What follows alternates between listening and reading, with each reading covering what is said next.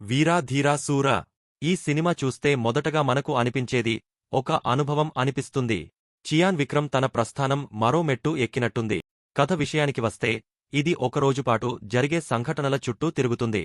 ఒక మిస్సింగ్ కేసుతో కథ మొదలవుతుంది. అయితే దీని వెనుక దాగి ఉన్న ఎమోషన్స్, పోలీసు రాజకీయాలు, కుటుంబ సంబంధాలు అన్ని కలిసి కథను మరింత బలంగా మార్చాయి. కథనం సాదాసీదాగా ఉన్నప్పటికీ డీప్ ఎమోషనల్ లేయర్లు కలిపి ఆసక్తిని చిగురించాయి.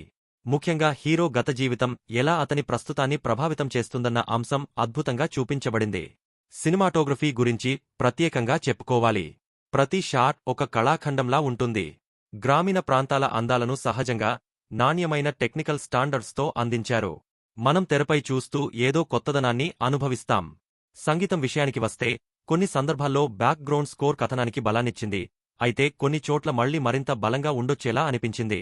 అయినప్పటికీ సినిమాకి కావలసిన ఎమోషనల్ టోన్ అందించడంలో అది మంచి సహకారం అందించింది. విక్రమ్ నటన గురించి ప్రత్యేకంగా చెప్పుకోవాలి. ప్రతి భావాన్ని ఆవిష్కరించడంలో ఆయన మాస్టర్ క్లాస్ చూపించారు. సింపుల్ పాత్ర అయినా ఆయన స్టైల్లో విభిన్నమైన ఎఫెక్ట్ చూపించారు. ముఖ్యంగా సెకండ్ హాఫ్లో 2 సీన్లు ప్రేక్షకులను థ్రిల్లింగ్ అనుభూతికి తీసుకెళ్లాయి. అప్పుడు మనం తెరలో చూస్తున్నది కాదు, అనుభవిస్తున్నాం అనిపిస్తుంది. పృథ్వీ పాత్ర కూడా ఒక సర్ప్రైజ్ ఎలిమెంట్.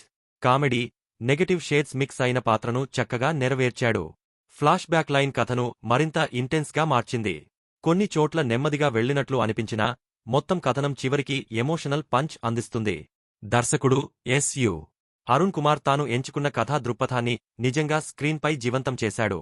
గ్రామీణ నేపథ్యాన్ని న్యూ ఏజ్ టెక్నిక్తో చూపించడం ఈ సినిమాకి ప్రత్యేక ఆకర్షణ. మొత్తానికి చెప్పాలంటే వీర ధీర శూర అనేది ఒక సాధారణ కథను గొప్ప కథన శైలితో, అద్భుతమైన విజువల్స్తో, విక్రమ్ అద్భుతమైన నటనతో, మానవీయ అనుభూతుల మేళవింపుతో ఓ అద్భుతమైన సినిమా అనిపిస్తుంది. ప్రస్తుతం ఇది తెలుగులో కూడా పూర్తిగా అందుబాటులో ఉంది. అందుకే ఈ అనుభూతిని మిస్ కాకుండా వెంటనే చూసేయండి.